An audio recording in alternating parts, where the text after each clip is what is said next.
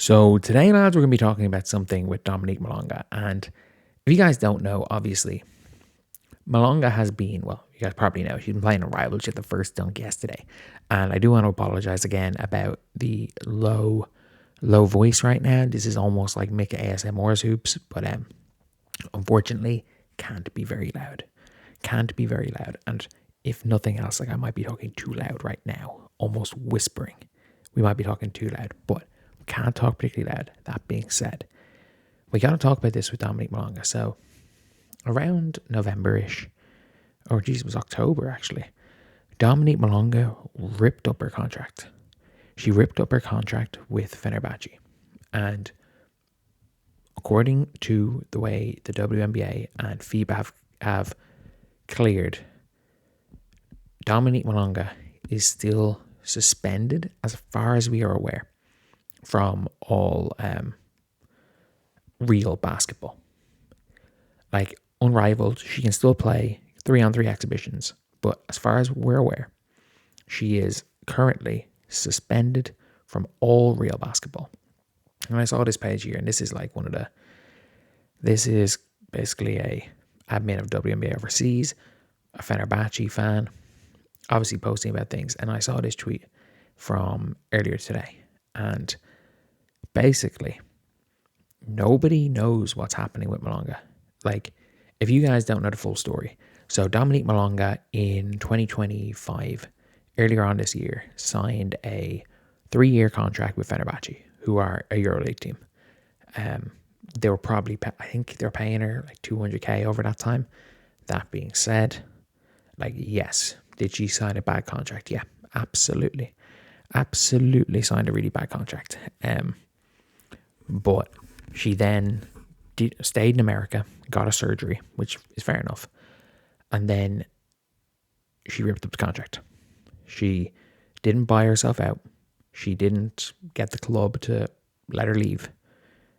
They wanted her. She signed the contract and she tore it up. Like, you can't really do much. You can't really do much about that. But speaking of Dom Malonga, what happened with our penalty situation? We signed a 3-year deal. We were thrilled. Said it was a great move. Couldn't keep her on the team. We're hoping there will be some consequences, some sanctions. But the big thing is that national team qualifying is coming up in March. So the World Cup qualifying, I think, if I'm not mistaken, based on, they got to the Eurobasket semis, so maybe they don't automatically qualify. France might need to qualify. And if that's the case, like, they probably lose Malonga for the qualifiers. And from what we've seen, like, someone like an Annie Constable or Alexa Philippou, if Dominique Malonga was cleared to play,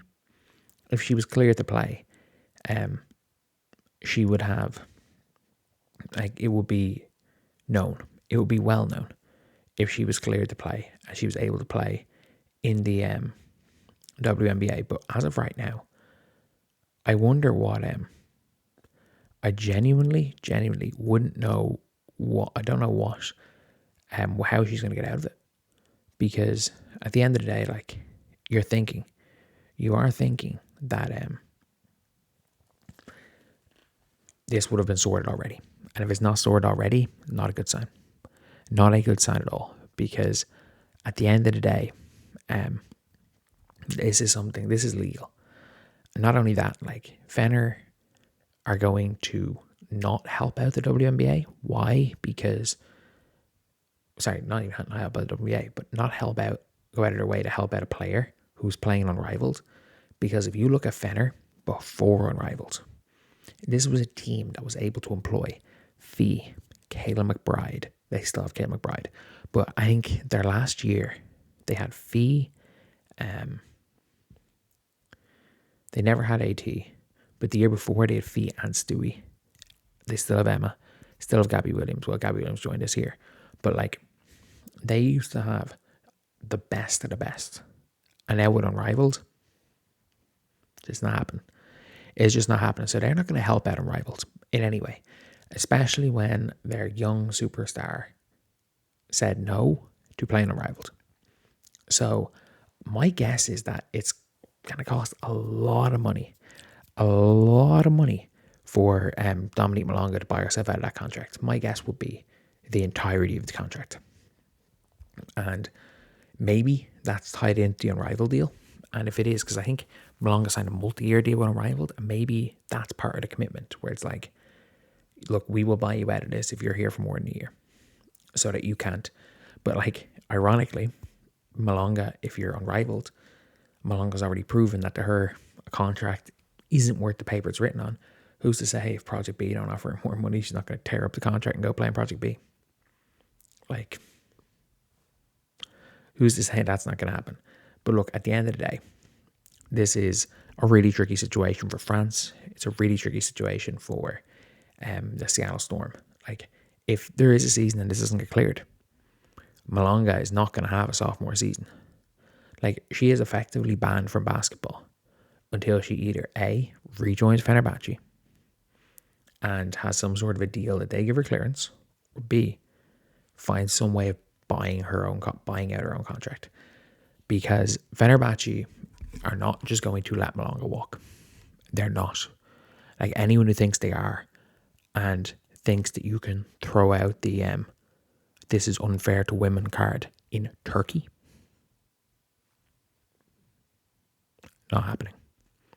That is not happening. So it's either going to cost a boatload of money for Malonga, or it's going to be a situation where she tears up her Unrivaled contract and goes back to Fener if she wants to get out of this. Or who knows, like, if she has to wait until 2028. If she wants to not play in the WNBA till 2028, she can do that as well. She can just play in Unrivaled till 2028. It's the weirdest situation, and if nothing else, was all her own and her agent's doing. Like, I'm not going to say blame Fener at all for this. Not 1 ounce of blame on Fenerbahce for this. Because at the end of the day, they signed the player to a contract. The player not only is not honouring the contract, tore it up. Took your money for whatever 6 months and then tore up the contract for the remainder of it. So maybe not 6 months, maybe like 3 months, but still, it is it's one of those things that a lot of people are like, oh, it's unfair to Malonga. It's like, I mean, she signed a bad contract. Like, the fact Unrivaled, I would assume Unrivaled would pay it. I would assume someone would pay the contract. But at the end of the day, Fener are not going to do any favours. They're not going to do any favours to Dominique Malonga. So I would say I would give it maybe a 10% chance. Not that high, but I would still give it a 10% chance that Dominique Malonga literally does not end up playing in her second season. That her second season doesn't happen because she hasn't been given clearance. And I would say a 75% chance she doesn't play for France in a month or two because the clearance hasn't come through yet. We'll know more once these French games are. If she's playing for France, the clearance come through, which means she either paid, which means she paid. She's not going back to Fenerbahce, which means she paid big money. But anyway, yeah, that's the video. I'll see you guys.